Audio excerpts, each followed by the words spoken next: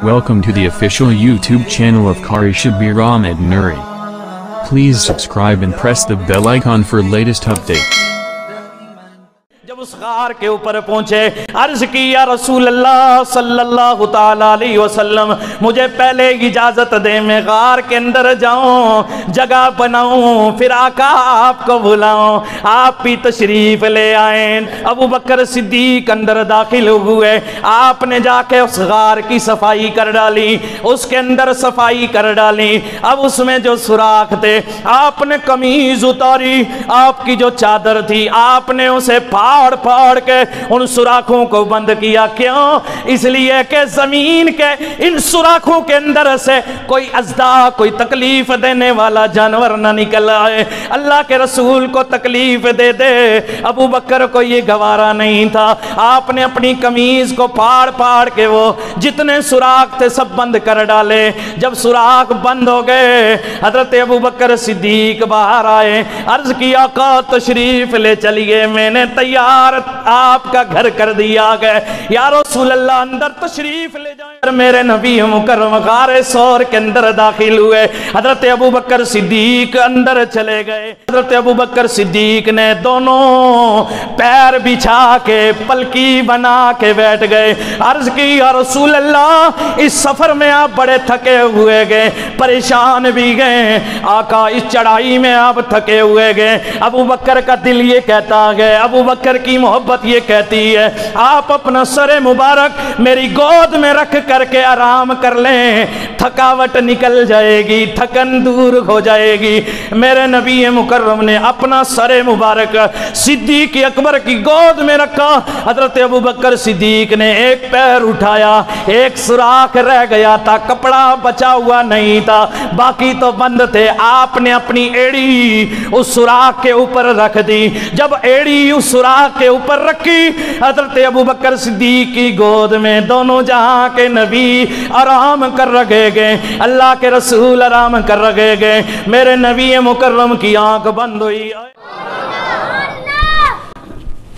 میرے نبی مکرم اندر ہیں صدیق اکبر نے جب غار کو صاف کیا نا آواز دی ادخل یا رسول اللہ آقا اندر تشریف لے آئیے فدخل رسول اللہ صلی اللہ تعالی وسلم ووضع راسہ فی حجرہ ونام میرے نبی مکرم اس کے اندر گئے جانے کے بعد میرے نبی مکرم نے صدیق اکبر کی گود میں اپنا سر رکھا تو آرام کرنے لگے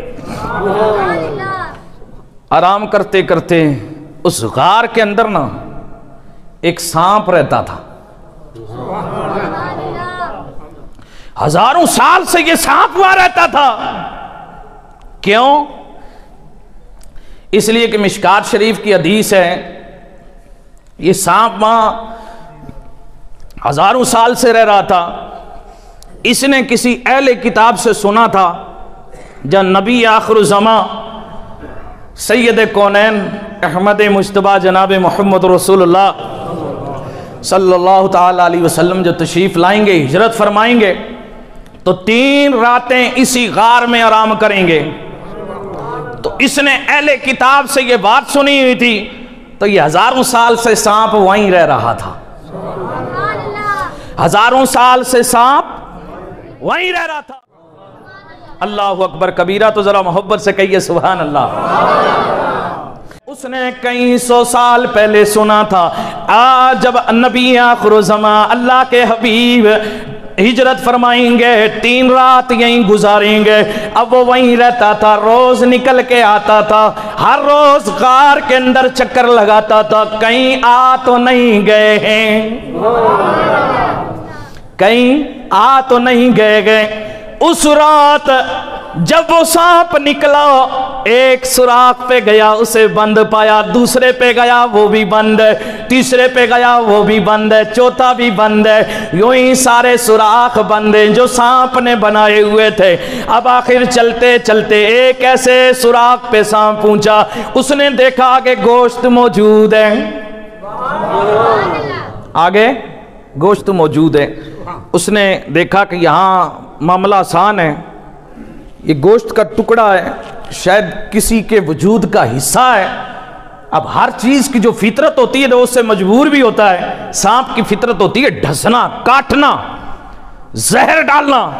سانپ نے یہ سوچا کہ میں اسے کاٹوں، ڈھسوں، زہر ڈالوں، یہ دائیں بائیں ہلے اور مجھے جگہ ملے، میں دیکھوں کہیں آ تو نہیں گئے ہیں۔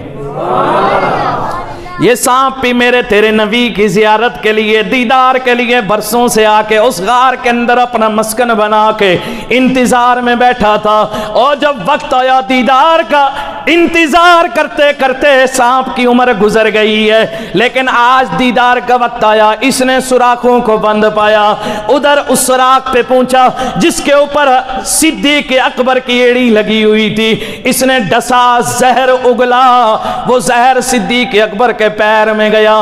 اب وجود میں اثر کرتے کرتے حضرت ابوبکر صدیق کے وجود میں زہر آ گیا۔ حضرت ابوبکر صدیق بڑے پریشان ہوئے، درد نے لاچار کر ڈالا، لیکن ابوبکر صدیق کے ذہن میں یہ تھا کہ میں پیر نہیں اٹھاؤں گا، اور آقا آرام کر رہے گئے، انہیں نہیں جگاؤں گا، واہ ویلا نہیں کروں گا، درد کے عالم میں آہو بکا نہیں کروں گا، اس لیے کہ آقا کریم کے آرام میں خلل نہ پڑ جائے، کیونکہ وہ ہم جیسے نہیں تھے، وہ تو صدیق اکبر تھے، وہ جانتے تھے رب کا قرآن کہتا گئے النبی اولا بالمؤمنین من انفسہم، یہ نبی تمہاری جانوں سے بھی زیادہ تمہارے حقدار ہیں، تمہارے قریب ہیں، جان سے بھی زیادہ پیارے گئے۔ وہ جانتے تھے اس وقت تک کوئی مومن نہیں ہو سکتا گئے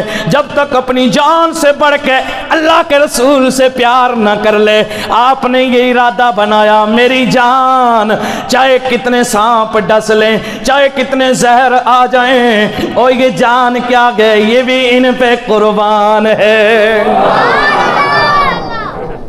آپ نے پیر نہیں اٹھایا، زہر پھیلتے پھیلتے جب آپ کے اندر زیادہ زہر نے زور کیا نا، تو آپ درد کی وجہ سے آپ ہلے نہیں، لیکن آپ کی آنکھوں سے آنسو جاری ہوئے،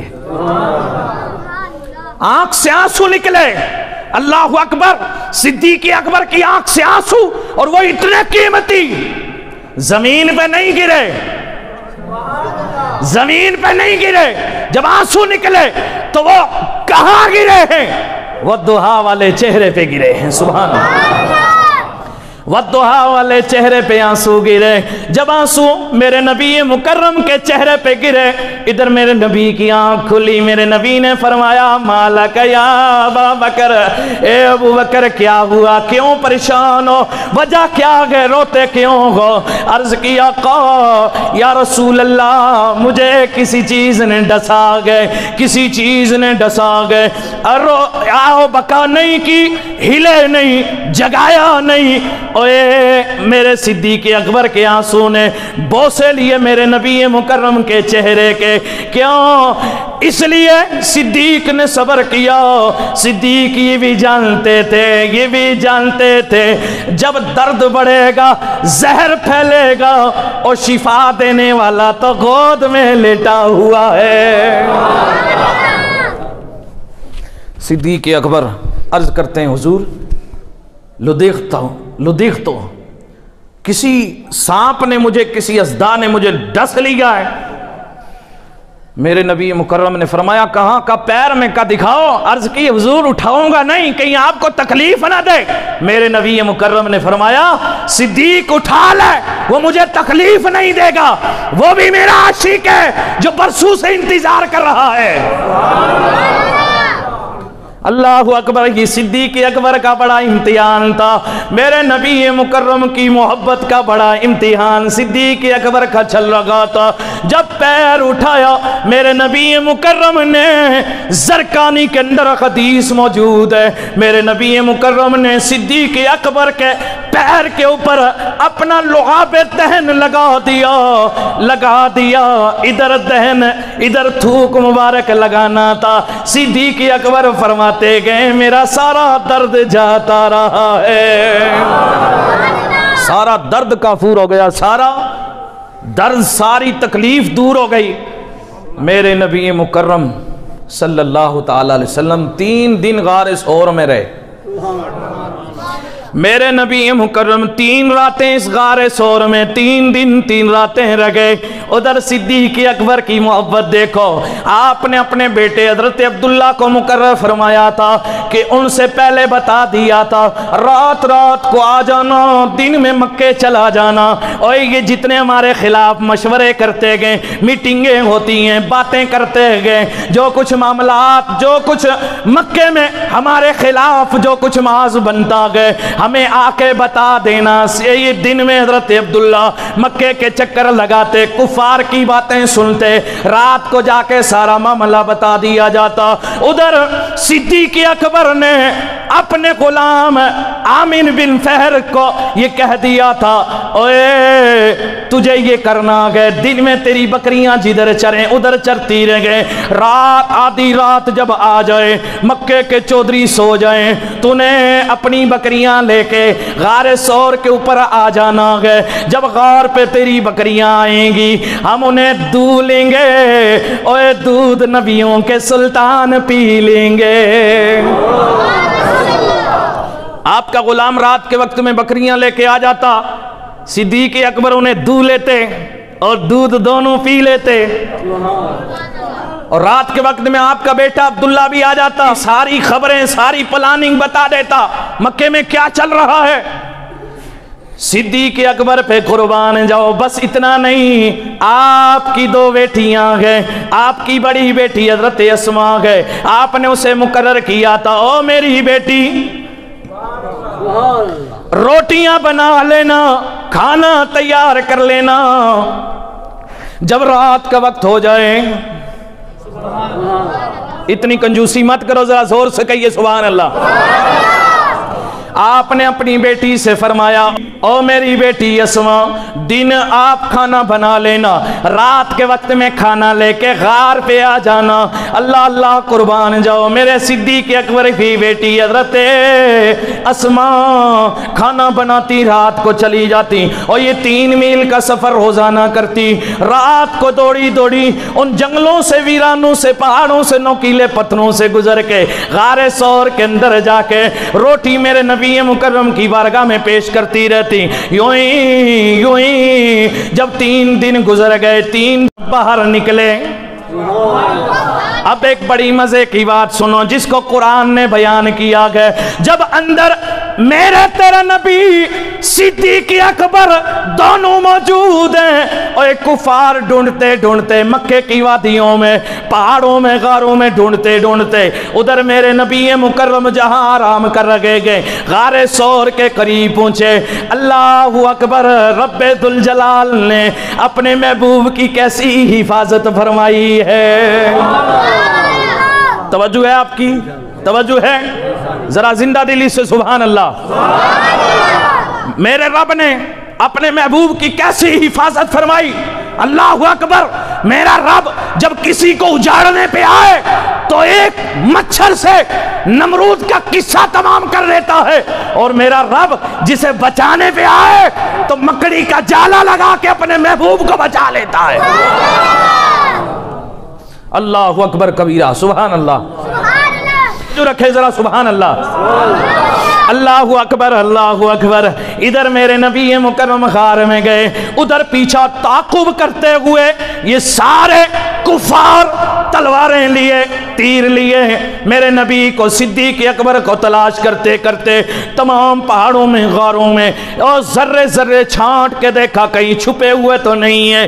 درختوں کے اوپر بھی تان کے نظریں ڈالی, ادھر بھی میرے تیرے نبی نظر نہیں آئے. صدیق اکبر اور میرے تیرے نبی غار کے اندر آرام کر رہے گئے. اور جب یہ کفار اس غار کے اوپر پہنچنے والے تھے, رب قدیر نے حکم دیا, یہ مکڑی آ گئی, اس نے جالا تان دیا گئے, اسی لیے مکڑی کو مارنا گناہ ہے. اور مکڑی نے جالا تانا, جالا لگایا, ادھر کبوتری کو حکم ہوا. اور کبوتری اس لیے, یہ کبوتر اس لیے برکت والا ہے, کبوتر آیا, اس نے اسی جالے کے بیچ میں انڈے دے دیے.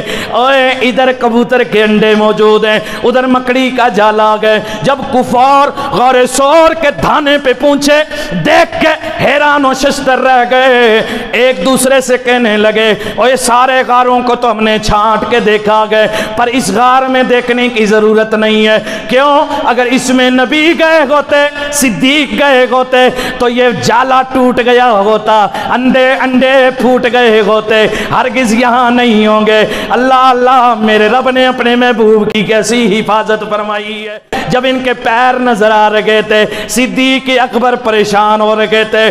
آپ اس وقت بڑے بے چین ہوئے, مضطرب کے عالم میں آپ بڑے پریشان ہوئے, آپ بڑے پریشان ہوئے. میرے نبی نے فرمایا صدیق کیوں پریشان ہے؟ میں عرض کی یا رسول اللہ, اگر یہ کافروں کے پیر نظر آ رہے گئے, اگر یہ پیروں کی طرف نیچا ہو جائیں تو ہم نظر آ جائیں گے, اس لیے مجھے یہ خوف مجھ پہ طاری ہو رہا ہے, ڈر محسوس ہو رہا ہے, کہیں یہ دیکھ نہ لیں, آپ کو تکلیف نہ پہنچا ڈالیں. یا رسول اللہ مجھے آپ کی بڑی فکر ہے. نبی مکرم نے فرمایا اس معاملے کے بارے میں تیرا کیا خیال ہے کہ جہاں دو موجود ہوں تیسرا ساتھی ان کا اللہ ہو؟